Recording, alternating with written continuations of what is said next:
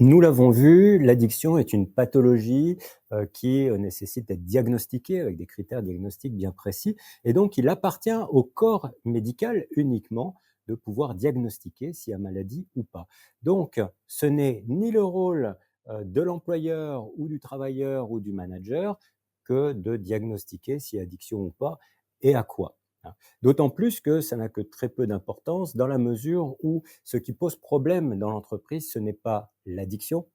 Les risques viennent du comportement qui est inadapté à la situation de travail et donc du comportement induit par les conduites addictives.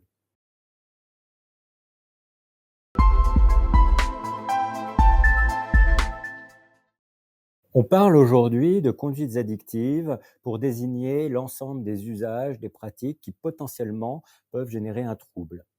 De ce fait, on est tous concernés. Si je prends l'exemple du téléphone, au volant, mon téléphone sonne, je regarde mon écran, pendant ce temps-là, je ne suis pas attentif à ce qui se passe sur la route.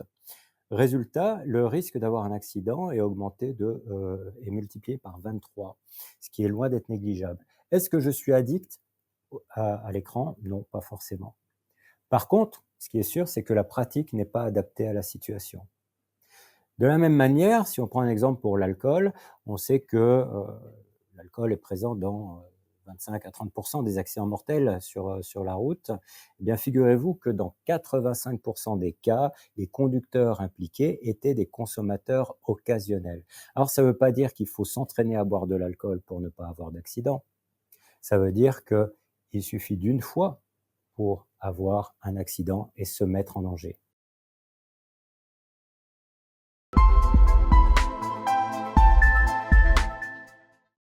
En effet, il n'y a pas besoin d'être dépendant pour se mettre en danger ou mettre en danger les autres. On l'a vu, c'est en fait les conduites addictives et le comportement induit par ces conduites addictives qui va entraîner les risques. Et c'est pourquoi, d'ailleurs, mettre en place une démarche de prévention en ciblant la prévention sur les addictions, c'est passer à côté de 90% des risques.